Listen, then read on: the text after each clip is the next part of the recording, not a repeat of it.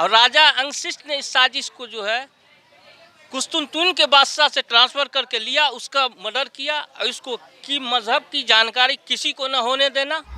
जिस चीज़ को वेद ने खुलासा करके बता दिया, एक लाइन में अज्ञान हेतु कृत मोहम्मद निकारम नासम हित्तो दायित्व विवेक राम रामाय नमः, कि मेरी पूजा नहीं करो, मेरे रा की पूजा करे। र आ ऊपर चांद। पहले अवतार जो है ईश्वरीय अवतार बाबा आदम नबी अलैहिस्सलाम वो जो उतारे गए वो हिंदुस्तान में ही उतारे गए हैं। सर जी, आप भगवत गीता पढ़िएगा तो उसमें स्पष्ट होगा कि पृथ्वी एक बार प्रलय हो चुका था। कि भाई अगर धर्म अलग होता तो जिस तरह बैल अलग होता है, गाय अलग होती है, भैंस अलग होता है, बिल्ली अलग, इसी तरह अलग अलग हम भी होते। धर्म अलग नहीं है, सदा से एक ही धर्म चला है और सदा से आएगा। संस्कृत में उसे कहते हैं सनातन धर्म, उसी का अरबी जो है इस्लाम धर्म। ज़मीन की पहली जुबान जो है वो संस्कृत है, इस बात को जान लीजिए। स्वागत है आप सभी का वतन समाचार में। मैं हूं आपके साथ शान अस्कर। हमारे सामने पंडित मनमोहन झा गामा का ऑफिस है। पंडित मनमोहन झा गामा वही है जिसे AIMI ने टिकट दिया यहाँ से। सर, क्या लगता है इस बार असदुद्दीन ओवैसी यहाँ से पंडित खेल खेला है तो क्या लगता है वो जीत पाएंगे? पंडित मनमोहन झा उस देश का वासी है, वो एक हकदार है। और असदुद्दीन ओवैसी साहब जो है वो हक की लड़ाई के लिए निकले हैं। इल्ज़ाम लगाने वाले का काम इल्ज़ाम लगाना है और काम करने वाला काम करता रहेगा। ठीक, आप सपोज डेट किसी होटल में आप चले जाइए खाने के लिए, थोड़ा सा कमी हो जाएगा तो दूसरे दिन अपने यारों दोस्तों को कहिए यार ये होटल ठीक नहीं है। तो दरअसल यहाँ मुद्दा को उछालना है कि मुसलमानों को उसका हक न मिले, जो मेन फिगर है, और हम सब बांट के इसको बेवकूफ़ बना के वोट अपना हासिल करते रहे। और ये स्थापना कब हुई थी आपको शायद एक तारीख बता दूं। ये जो है साजिश जो रची गई थी दूसरी सदी में, जिस वक्त हजरत ईसा नबी अलैहिस्सलाम को ज़मीन से आसमान पर उठाया गया था, और राजा अंगशिष्ट ने इस साजिश को जो है कुस्तुनतुन के बादशाह से ट्रांसफ़र करके लिया, उसका मर्डर किया और इसको की मजहब की जानकारी किसी को न होने देना। मजहब की जानकारी अगर हो जाएगी तो सब एक हो जाएगा, फिर हमारी बादशाहत नहीं चलेगी। इसलिए मजहब के नाम पे लड़ाना, मजहब का इल्म न होने देना और हुकूमत करते रहना, छोटे बड़े में बांटना लोगों को। बस ये उठ के हमारे पास संविधान है, सब कुछ है, लेकिन काम वही चल रहा है जो दूसरी सदी में भारत में जो है इन किया है। अब जो भी चलाने वाले हों विदेशी, चूँकि उनके पास एजेंडा था कि भारत का हिंदू मुसलमान सिख ईसाई अदरवाइज कोई हो सब एक हो जाएगा और सत्य की दिशा पे चलेगा, पूरे विश्व पे कब्जा करेगा। तो यूरोपियन को ये बात बर्दाश्त नहीं हुई, तमाम ग्रंथों में ये बात है। और उसी का साख ये है कि आज असदुद्दीन ओवैसी साहब को बदनाम किया जा रहा है। वही साजिश है, नई साजिश नहीं है सर, ये साजिश पुरानी। इसी साजिश पर हमारा देश बटा। लेकिन आप तो कह रहे थे कि सब मजहब एक हो, अगर पता चल जाएगा तो वो पता नहीं क्या होगा उसके बाद। देखिए, आप अपने मजहब को, कोई हिंदू है या मुसलमान हो या सिख हो, अपने मजहब को जो पढ़ेंगे तो उसमें अहिंसा आता है, भाईचारा होता है, प्रेम होता है, सब सारे मजहब में। तो मुकम्मल मजहबों का जो है इसे ज्ञान न हो, ज्ञान अगर हो जाता है तो ये सब मिल जाएगा, किसी का अहित कोई नहीं सोचेगा, सब एक हो जाएगा। एक हो जाएंगे तो भारत विशाल शक्ति बन जाएगा। लेकिन मोहन भागवत का ये कहना है, जो RSS अमित शाह लोग ये कह रहे हैं कि जितने भी मुसलमान इंडिया में सब पहले हिंदू थे। देखिए, दरअसल जो है हमारे हिंदुस्तान के जो भी भाई हों, समझे, यहाँ पर थोड़ा सा ब्रेक लेके एक बात कहना चाहता हूँ कि प्यारे आका अलैहिस्सलाम हमारे पैगंबर सल्लल्लाहु अलैहि वसल्लम का फरमान है कि दुनिया के अंदर जो भी व्यक्ति है, जो भी इंसान है, उससे आपका 3 रिश्ता है। या तो वो आपका चचा हो सकता है, या भाई हो सकता है, या भतीजा। औरत से आपका रिश्ता है कि वो का तो बहन हो सकती है, या मौसी हो सकती है, या भतीजी हो सकती है। और इसी नज़रिए से तुम्हें देखना है। उसके अमाल के साथ जो है उसका हश्र होगा। तुम्हें सिर्फ मोहब्बत से पैगाम हक पहुंचाना है। जिस चीज़ को वेद ने खुलासा करके बता दिया, एक लाइन में अज्ञान हेतु कृत मोहम्मद निकारम नासम हित तो दायित्व विवेक, कि ज्ञान का बहुत बड़ा भंडारी आएगा, उसका नाम होगा हजरत मोहम्मद सल्लल्लाहु अलैहि वसल्लम। उसके पथ पर जो चलेगा वो स्वर्ग का भागी होगा। ये वेद में भी लिखा हुआ है। वेद में भी, रामायण के अंदर जो है, रामचरितमानस में जो है, श्री रामचंद्र स्वयं फरमाते हैं, तारक मंत्र जिसे कहा जाता है, राम रामायण नमः, राम रामायण नमः, कि मेरी पूजा नहीं करो, मेरे रा की पूजा करे, ऊपर चांद, इसका अर्थ होता है ईश्वर। मैं उम्मीद करता हूँ कि आपको इन बातों ये पे जो है भागवत जी, इनको शिक्षा नहीं है, ये उसी शिक्षा को लेके चले जो वहाँ मिशन, उसी की औलाद में ये लोग हैं, उसी के या उसके मिशन को ये लेके चल रहे हैं। चूँकि औलाद इसलिए डायरेक्ट नहीं करते, इसके लिए माफ़ी चाहते हैं, मिस हो गया कि उनके वंशज को देखना पड़ेगा, हमें हेयरिंग करना पड़ेगा, लेकिन उसी मिशन को लेके चल रहे हैं। और यही मिशन भारत हमारा देश जो है बहुत बड़ा विशाल देश था। भारत का 15 टुकड़ा हो चुका है, ये जो है 16वें टुकड़े के चक्कर में है।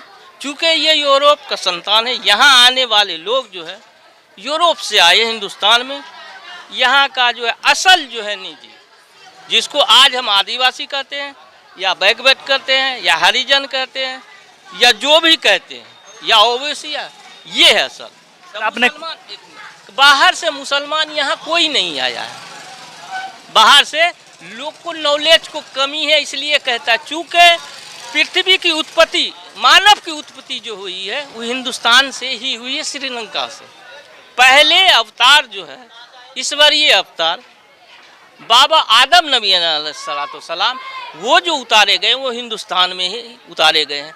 और यहाँ जो है प्रलय जो हुआ था वो हिंदुस्तान की ही सर्ज में, आप भगवत गीता पढ़िएगा तो उसमें स्पष्ट होगा कि पृथ्वी एक बार प्रलय हो चुका था, समझिए। कुछ संत जो है मनु जी के साथ इस पृथ्वी पर बचे थे, जिससे फिर जो है मानव की उत्पत्ति हुई। यह स्पष्ट है भगवत गीता। भगवत गीता को हमारे यहाँ राष्ट्रीय किताब घोषित की गई है, उसके अंदर भी है। जो मैंने अभी जो है श्लोक पढ़ा है वो भगवत गीता के मंजूर है। अब मैं आपको स्पष्ट कर दूं कि किसी किताब की ज़रूरत आपको नहीं है, बस सिर्फ एक बुद्धि लगा लें कि भाई अगर धर्म अलग होता तो, जिस तरह बैल अलग होता है, गाय अलग होती है, भैंस अलग होता है, बिल्ली अलग, इसी तरह अलग अलग हम भी होते। धर्म अलग नहीं है, सदा से एक ही धर्म चला है और सदा से आएगा। संस्कृत में उसे कहते हैं सनातन धर्म, उसी का अरबी जो है इस्लाम धर्म है। अच्छा, अब ये धर्म का जो है शिक्षा अगर जिस तरह हमारे यहाँ मदरसे में बच्चे को दिया जाता है, इसी तरह आपके यहाँ हिंदू भाई के यहाँ दिया तो झगड़ा खत्म हो जाएगा। क्योंकि वो जान जाएगा कि मुसलमान जो है, पहले आप ना आए उसके बाद मैं भी मुसलमान जो, तो पहले ये आए हिंदू भाई, मान लिया कह रहे हैं हम आए, तो पहले तो ये सही में आए हैं। क्योंकि ज़मीन की पहली ज़ुबान जो है वो संस्कृत है, इस बात को जान लीजिए। हजरत आदम नबी अलैहिस्सलाम से लेकर हजरत नूह अलैहिस्सलाम तक जो है ज़ुबान जो है संस्कृत रही। आसमानी ज़ुबान, ईश्वरीय वाणी जिसको कहते हैं, वो 6 ज़ुबान उतरी, संस्कृत, आरामी, कुलदानी, सीरियानी, इमरानी, समझे। ये 5 या 6 ज़ुबान में जो है किताबें उतरी है। और उसी की अब यहाँ सवाल होता है कि भाई ये काम क्यों करे, तो ये काम तो मुसलमानों को करना चाहिए ना। अभी मुसलमान की सबसे बड़ी कमी है कि उनके ग्रंथ को पढ़ के और उसका मानी उसको बता दे, झगड़ा खत्म हो जाएगा। ये सारी गलतियां मुसलमानों की है। देखिए अभी यूपी चुनाव चल रहा है, जो यूपी के मुख्यमंत्री है योगी आदित्यनाथ, उसने कहा कि इस बार का चुनाव 80% वर्सेस 20% है।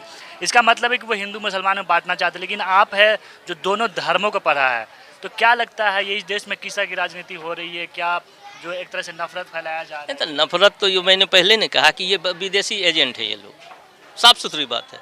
हम आपको राष्ट्रवादी का नहीं, राष्ट्रवादी वो कहा है, राष्ट्रवादी तो हम हैं, हम खानदानी राष्ट्रवादी है, हम तो खानदानी, हमारे जब पैदा करने वाले ही इस सरजमीन पर आए, तो ये राष्ट्रवादी कहाँ से आ गए? ये हम ही से हैं, लेकिन रास्ता भटक गए, ये रास्ता भटक गए। तो अभी मैंने कुछ देर पहले कहा ना कि कोई गाली देगा तो हम गाली नहीं देंगे। हमारे आका अलैहिस्सलातु वस्सलाम ने गाली का जवाब गाली से नहीं दिया है, मोहब्बत से दिया है।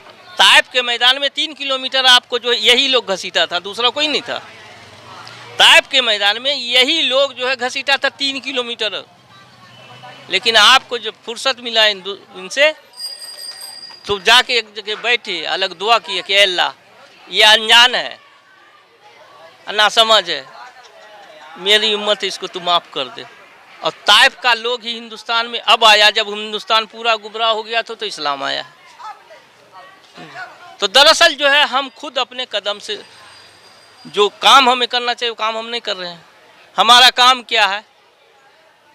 कमाना, खाना, ज़्यादा से ज़्यादा 5 पखाना जाना, नहाना, 5 वक्त की नमाज, यही समझ ले इस्लाम। इस्लाम ये नहीं है।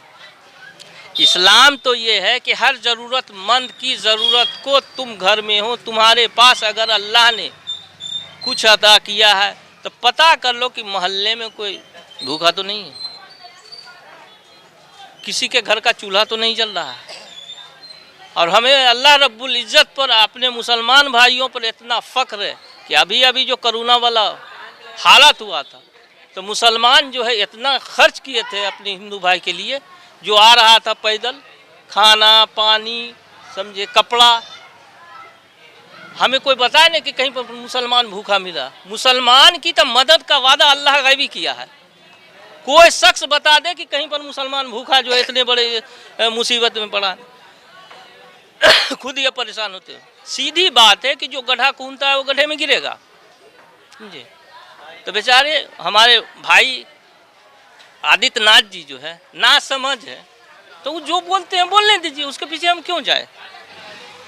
तो अभी चुनाव का वक्त चल रहा है, मैं चुनाव से रिलेटेड ही बात करूंगा। तो क्या लगता है साहिवाल विधानसभा में पंडित जी जीत पाएंगे? अगर देखिए हम लोग उम्मीद, मुसलमान हैं, उम्मीद करके चलते हैं, चूँकि यहाँ कहा जाता है अपने हिंदुस्तान में कि पहले कर्म जो है, तो हमारे अंदर भी है कि सबसे पहले हम जो है फजर के नमाज के बाद हुक्म हुआ कि फजर के नमाज के बाद तुम निकल जाओ अपने काम के लिए, रज़्ज़ाक़ हमें रोज़ी के जिम्मा हमें, तो हर काम के लिए कहा है, सिर्फ कमा के खाने के लिए नहीं कहा। तो हमारा काम है आगे बढ़ना, लोगों तक उनके मैसेज को पहुंचाना, उनकी शख्सियत को पहुंचाना कि इनके ख़ानदान वाले वाहिद हैं कि जब हिंदुस्तान और चीन की 1962 में जंग हुई तो हिंदुस्तान का हालत बिल्कुल बिगड़ चुका था। उसी आसना में 1965 में जो पाकिस्तान हम पे जंग लाद दिया, लेकिन क्या हुआ कि हिंदुस्तान की हालत इतनी अबतर थी कि जंग हार जाते हम। लेकिन इसी खानदान का निज़ाम हैदराबादी 550 टन सोना हमारे वज़ीर आज़म जनाब लाल बहादुर शास्त्री को बुला के दिया था। और एक बात आपको बता दूं मैं कि इस मुल्क को वाहिद एक वज़ीर आज़म मिला था, एक नेता मिला था जिसको जहर दे के मार दिया गया, इसलिए कि इस मुल्क को बांटना है। फिर ये मिशन है इनकी। मैंने बता चुका हूँ कि वो मिशन दूसरी सदी वाला है कि भारत के हिंदू मुसलमान सिख ईसाई को इकट्ठा न होने दो, नफरत की राजनीति करो, ताकि इकट्ठा होकर मजबूत होगा तो पूरे विश्व, ये कहते हैं ना विश्व गुरु, तो तुम तो नफरत की राजनीति कर रहे हो, हम मिलेंगे कैसे, मजबूत कहाँ से होंगे।